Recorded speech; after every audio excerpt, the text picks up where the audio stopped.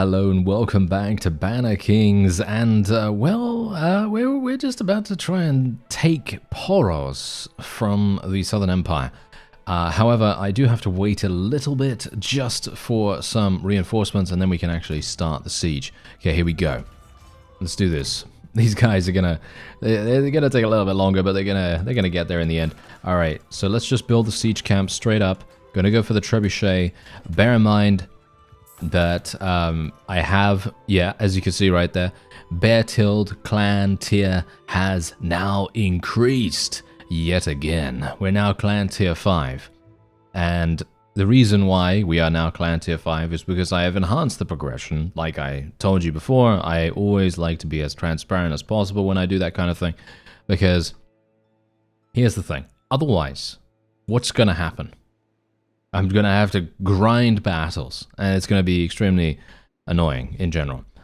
However, this way, we may be able to get married and actually experience some of the child rearing mechanics and see what actually happens when they age up.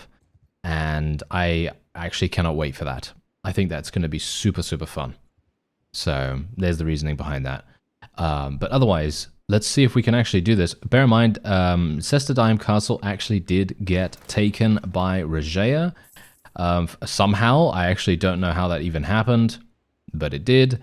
And Desporion looks as though he is going to be captured in just a moment. Oh yeah, I need to actually move that to reserve. My bad, I was a bit distracted by Desporion getting completely murdered. And did they actually destroy that one? Did they actually destroy that trebuchet? Yes, they did. Oh, you absolute imbeciles.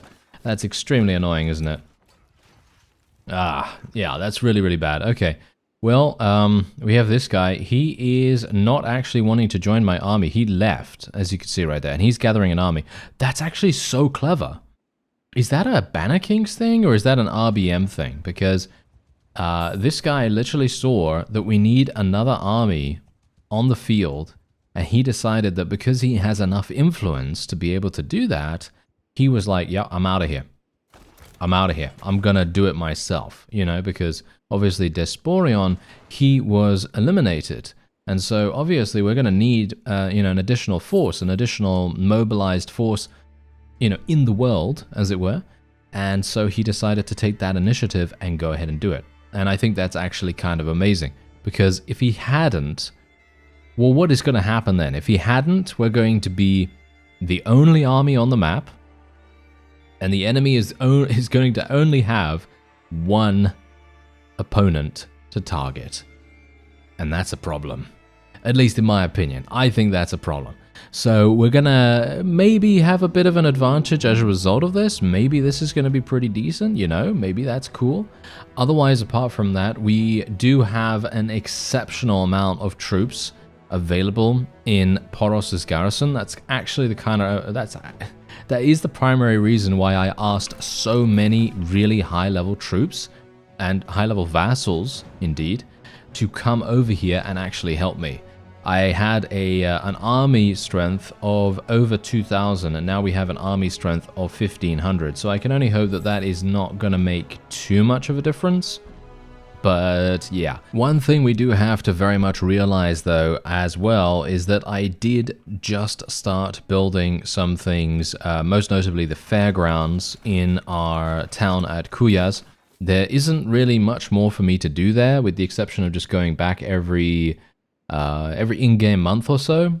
It's going to take 20 days, but that's why I say in-game month, because that's usually about 20 to 30 days. Wait, what actually just happened here? We are marching to war against... Oh no. We are not marching to war, but the Joroya have decided that they want to attack us again. Oh, that's very annoying. Okay, that's going to be a bit of a harsh... That's going to be a harsh situation for us to deal with. This is going to be very, very difficult. Okay, I'm not sure if we're even going to be able to complete this siege as it stands now. This might, in fact, be real bad. We may in fact need to retreat, because if I cannot get in here and destroy the walls appropriately, I'm gonna have to get out, and then we're gonna have to see how we do. But The Giroya are amazing. They're really, really good. By the way, I can indeed use the fire pots, by the way. I think I mentioned that in a previous episode, but I do need 100 throwing skill. And I don't currently have 100 throwing skill.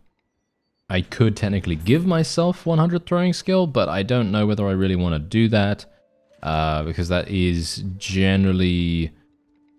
I don't know, it's a bit of a slippery slope, you know, because if I give myself 100 throwing skill, then then it's going to be like, well, why don't I give myself this and this and this and this and this, and then it just continues onward until I have a character that's just, you know, way too powerful and kind of eliminates a lot of the challenge. So that's the reason why I kind of have to be a bit restrictive on those kinds of things. You know, giving ourselves some renown here and there, that doesn't really increase my power dramatically. All it does is make it easier for us to get married. That's pretty much it. So yeah, let's just actually see what happens here. Okay, they lose 2 enemies every single time we get a kill. This is real bad, I gotta say. This is actually real bad. This is a super, super awful situation. Okay, we're gonna have to wait until daytime, and then we're gonna have to go in. This is not looking good, though. I just have to tell you right now, this is not looking good. I feel like I am going to lose this, or at the very least, it's going to be basically just a moot point. It feels like this is not a good idea in any way. It feels like I should just leave this right now. The only reason why I'm going in here is because Poros is a tactically and strategically beneficial town for us to take, and that's it. That is literally the only reason. Without that fact, if this was far away from the front line, or if this was far away from our own territory, I would not be doing this. So this is a bad situation. This is a real bad situation. I mean, that's the thing. I don't know. Maybe we can make it work, but I'm highly doubtful at the moment. Maybe the people on the trebuchets can actually do something. Maybe they can be somewhat useful. Yeah, I'm saying that very hopefully at the moment. You know, I'm filled with hope, but unfortunately at this point in time, I don't think this is gonna be that good. I think we're probably going to end up taking some insane damage here. I'm probably gonna die immediately, because let's face it, you know, our forces are taking quite some time to get in here to begin with. Or how am I even taking this damage? Who am I being shot by? Because I'm not seeing anyone focusing me right now. It must have been an archer, right? Must have been an archer, or maybe it was these thrown weapon guys. But how are they even doing that much? Huh? How are they even doing that much damage? That is actually really astounding. I would not have expected that. That's really weird. Okay, I've got to say, I feel like that's super strange. Because you know me, right? I am someone that has been using thrown weapons, and you see how much damage my thrown weapons do. I'm capable of doing, you know, maximum 5 damage with thrown weapons, unless I can hit a portion of armor that is less armored, less protective, or if I can hit a place that isn't actually protected at all. Those are the only situations that I actually get any damage out with a thrown weapon.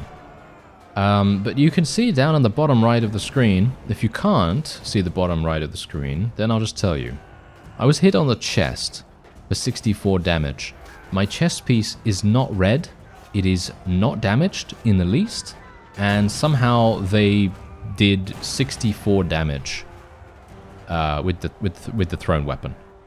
And I am kind of confused. I'm kind of confused about that, because as I say, if I hit someone that has a high protection value, high armor value, whatever you want to call it, with a thrown weapon, it most notably doesn't really do that much. So I'm actually very surprised. Anyway, let's just speed things up a little bit. Maybe we can actually do something here. I'm highly, highly doubting it, because we are indeed outnumbered dramatically. I was kind of hoping that once we got the battering ram up there, maybe that would make sense. I'm going to actually have to retreat. I feel super bad about this now, because we spent so long getting the walls down and everything. And as you can see, they have still over 1,000 troops. This is absolutely ridiculous. Absolutely ridiculous. Wow. Okay. And that just goes to show it really does not matter if you have a high renown or not. So that's the reason why I obviously did that, because, it literally does not provide me with any direct power whatsoever. But it does maybe give me the opportunity to marry Nadea now, which would be pretty cool. So let's see whether we can actually do that, because if I can do that, then I think we'll probably have a pretty decent time. I need to find where Garios is. I'm 48 right now, by the way. Look at that. Barney is 48. He speaks 3 languages. I don't think he does, but we're going to see. Flintolg, where is that? That's super far away. Yeah, that's all the way up there. You imbecile. Why is he so far away? I don't know. Yeah, this is real bad anyway. Oh, Sestadime Castle was actually taken by the Northern Empire. What an interesting development that is. I was certainly not expecting that. But apparently the Northern Empire and the Southern Empire are indeed at war against each other. As well as, obviously, us being at war against the Southern Empire. So they have 2 enemies fighting against one another. Okay, so otherwise, I am just going to be disarming. I'm just going to disband the army. There is no point in me running around with an army right now. It is not a good idea. And what we're going to do... Gonna get these guys. I'm just going to get some noble troops. And I'm going to go into the warehouse, obviously. Oh yeah, by the way, the very, very cool thing that I neglected to mention beforehand. When you're doing construction in your own town, every single construction takes a certain amount of resources.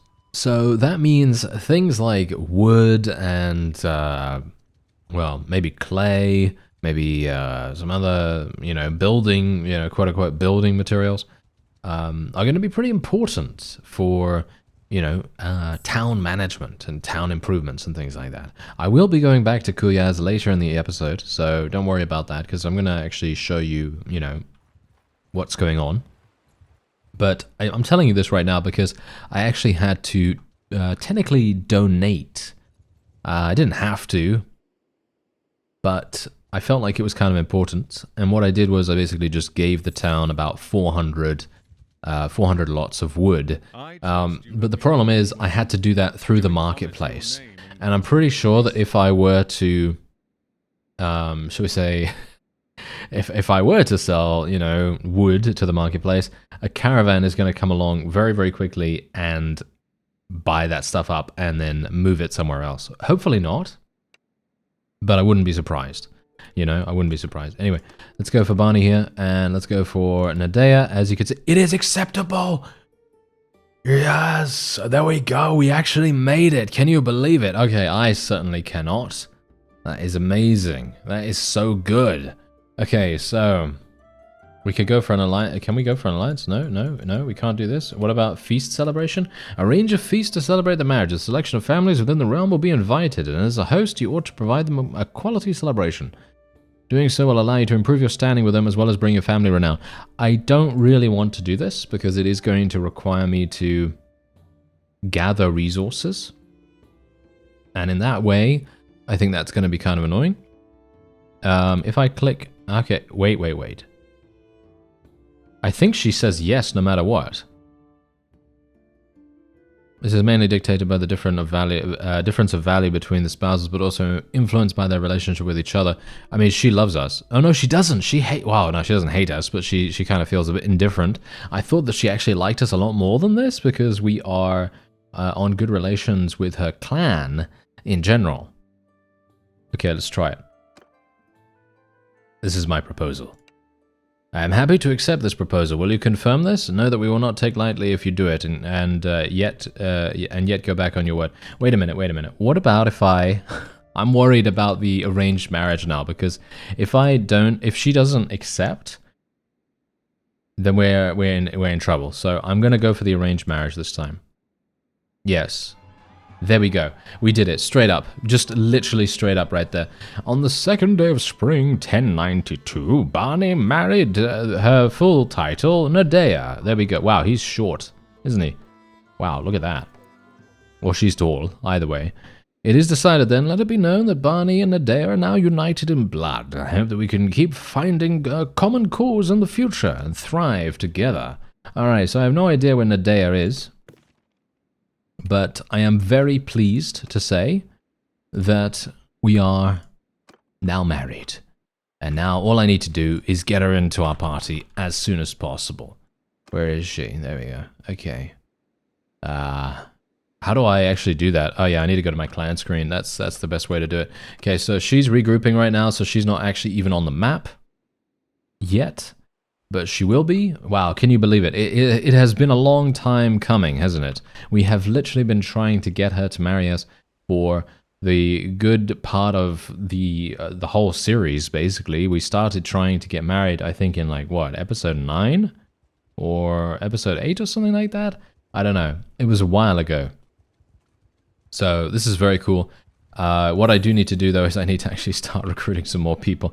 I'd like to get some more cavalry, if at all possible. That would be really, really nice. Unfortunately, as you can see here, cavalry seems to be quite rare. Alright, so as you can see, Nadea is now staying at Orticia, which is a little bit of a weird decision, considering Kuyaz is indeed our fief, but it doesn't really matter. So we're just going to recall her. She says she's going to take 1 day to get to us. That's obviously fantastic. Let's do a tournament. I want to do a tournament mostly for the fact that I find them quite fun, and I like a little bit of a, shall we say, palate cleanser, considering we did go into that siege earlier, and I was, you know, I was kind of grumbling about that quite a bit. Anyway, we are actually going to be making peace. I agree, actually, with Garrios. I agree that we shouldn't be making peace. But as you can see, my vote makes no difference. So I am basically just going to spend a little bit to just get some charm skill, I guess. Just get some charm skill, get some experience, you know, all that wonderful stuff. If I had more influence right now, I probably would have spent 150 on that. Because you do get some really, really good, you know, really, really good experience for voting on these kinds of things. And unfortunately, the tournament just ended here. So unfortunately, I won't be able to have my wonderful palate cleanser, but hopefully there will be another tournament in the near future. Ah, that is wonderful. Look at that. Okay, so double whammy right here, right? Double whammy. So Fairgrounds building has been completed in Kuyaz. We have 75 in Lordship skill now, which is even better. So what we could do is increased settlement drafting speed by 20%. Increased settlement production efficiency. I think the production efficiency is what I mostly like to go for. Usually I am an economy player when it comes to strategy games. So usually I'm a macro player in that respect. Playing StarCraft many years and so on and so forth. I used to be very much on the side of macro, fast expansions, and so on and so forth, rather than micro, because I'm not very good at micro, let's just say that. I'm much more in the way that I can just, you know, I just want to spam as many units as possible and then be able to immediately replace them if necessary. That's kind of the style of play that I enjoy.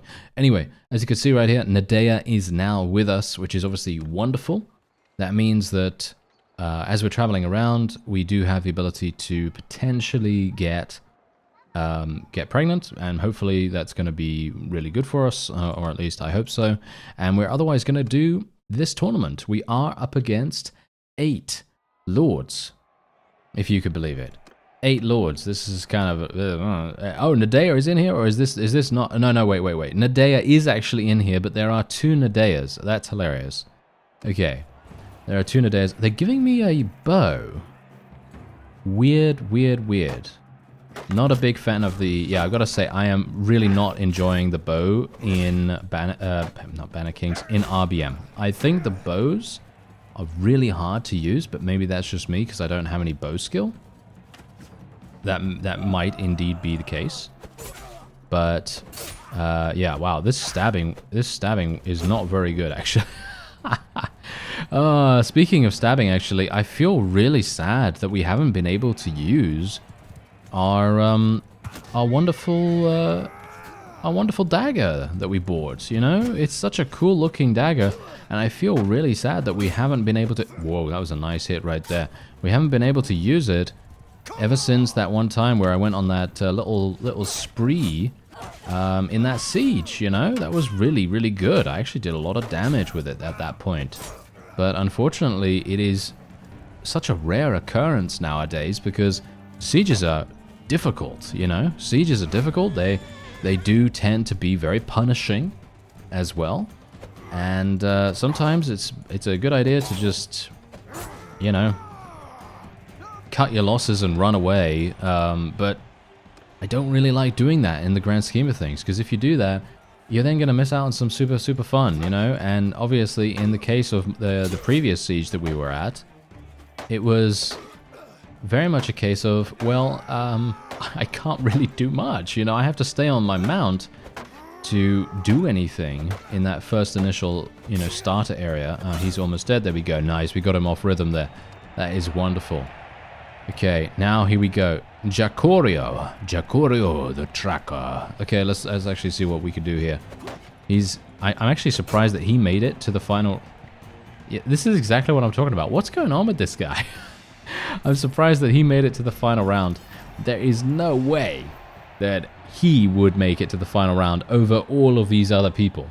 And I'm talking about Nadea as well. I don't know how she lost in the first round. That's really strange. Kind of weird. Anyway, let's go over to Kuyaz. Like I said before, we're going to be taking a look at some of the town management here, and then we're going to take a look and actually see what's happening with... Yeah, well, we've made peace with the Southern Empire now, so now we can actually focus on the Joroya. I said to you beforehand that I personally feel like it would be really, really good if we were able to leave these guys alone, or if we could eliminate them really fast. One way or the other. Leave them alone or eliminate them super quickly. But the problem with that is that it doesn't really work out that way. So anyway, we're here in the town management screen. So as you can see, we have the fairgrounds now built. We're gaining loyalty +2.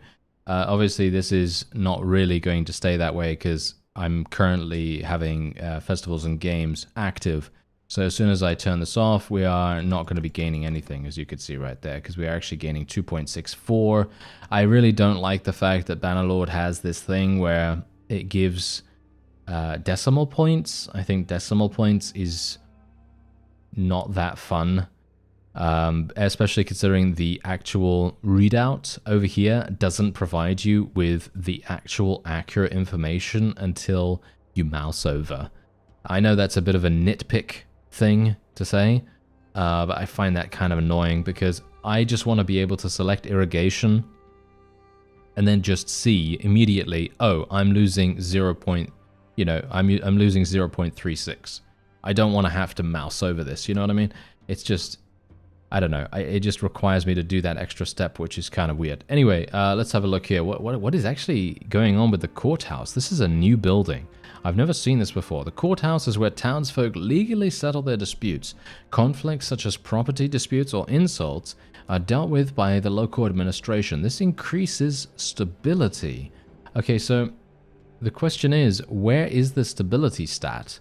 Because I don't see stability listed here at all, so I have no idea what that actually means. There is also cultural assimilation.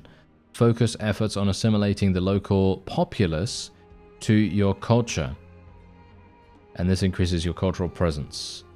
I also do not have a cultural presence meter here, which I obviously think probably could be accessed through the BannerKings menu, but as you can see right here, hardwood is indeed a thing. And so what we want to do, we probably want to get a harbor, we want to get some, oh, we can get mines. This is a new building as well. Let's get some more mines because I want to get more construction. And you can see here, look at this. Missing materials. Bring materials into the stash or let caravans bring them naturally. Now, I just want to ask something real quick. For those of you that are a little bit more, should we say, familiar with the mod. There's the stash. Aha, never mind. Okay, I'm an idiot. I didn't actually realize where the stash was. I was gonna, that's literally the question I was about to ask you. Okay, so we're just going to put 250 wood into the stash. and then as a result, it won't get sold or anything like that. I had no idea where to access the stash because I looked in the BannerKings menu, and that was the reason why I was like, oh, what's going on there, you know, sort of thing. So this is going to take 14 days to be built, and we're just going to put a little bit extra here. Boosting a project adds 53 construction and costs 3,000? It costs 3,000 per day? I guess that is to be expected, actually. Never mind. I shouldn't be so outraged. Because, you know, let's face it, we are indeed in a situation where we have so much cash. It really shouldn't be a surprise to us now that this is another one of those money sinks that you're obviously going to be doing. And we're going to lose 0.36 loyalty per day, which is actually really quite fantastic, because we only have to worry about any kind of town rebellion when it starts getting to around 25, 20, somewhere around there. And we're otherwise going to be going for... Yeah, we have to be a little bit careful here as well. I don't need food production, as you can quite clearly tell. My food is absolutely insane for some reason. And we are otherwise maybe going to go for the harbor, or I wouldn't mind going for the... what is it? Yeah, prosperity. So that's going to give us prosperity here. I think I want more prosperity. I mean, I would like... ideally to get a second level of fairgrounds, so we'll do that as well, and we'll see how well that goes. I hope that that's actually going to be enough. I need more tools though. I wonder if Lease has some more tools. Maybe it does. Let's go over there and see what's happening. I wonder, do we have an army that is capable of actually fighting the Zoroya? Because that is something that I'm actually kind of interested in right now. I would like to go over there and actually show them a thing or two, maybe actually just, you know, punch them up a little bit. But unfortunately, I don't think that's gonna happen, to be honest. I really don't. But who knows? Maybe we can actually make it work. Let's get rid of some of the grain that I have here. I really don't need this much grain at all. Yeah, there we go. And yeah, let's just put that in the stash as well. I have no idea what we actually need, by the way. I know we need tools and we need wood, but I'm assuming that there's other stuff that we also need for a number of other things. So let's go into the stash here. This is the first time I've actually used the stash, if you can believe it, in, you know, all these hours of playing Bannerlord. I have actually never used the stash in a big way. Alright, so it looks as though we actually need clay too, which is pretty easy. I think we got a decent amount of clay. So yeah, look at that. We've got 61. I don't know whether this counts as textiles. I hope it doesn't, but we're just going to put 30 in there or whatever. That should be perfectly fine. Alright, so yeah, what we're going to do now is I'm actually going to go over to the Zoroya. I would like, if ideally, you know, if it's ideal for us to attack them, I would like to do that. However, I feel as though our forces are being a little bit weird. Oh, look, there we go. Yes. Okay, that's absolutely fantastic. Look at that. Look at that. She is now actually pregnant. That is wonderful. That is really, really good. Wait a minute. Where's my food? Why did I have to slaughter some animals to be able to eat? That's kind of strange. Usually that only happens when you run out of food generally, but yes, anyway, Nadea is now pregnant. That's absolutely fantastic. Obviously, it's going to take quite some time for her to actually, you know, have that fully, shall we say, advance, I guess? For it to, yeah, I don't know how long it's actually going to take in game. I haven't really counted that. But it's spring right now, so maybe it's going to take a month or so? I don't know how long it's going to take, but I guess we'll see. I guess we'll see. Hopefully it's not going to take too long. And then we'll maybe be able to get at least 2 children. I think 2 children would probably be good enough. 1 is probably perfectly fine, but you never know what's going to happen in the future. You never know whether Barney's just going to end up flopping. You know, he might literally just die randomly. So that is indeed a potential. Anyway, we do have a focus point to spend. What should I spend it in? Well, leadership is looking pretty decent right now. I don't really need to spend it in lordship. I could go for one-handed. I think I'll go for one-handed. Let's put another point in one-handed. Why not? I mean, I might as well, right? Oh, yeah. So this is kind of what I was talking about beforehand.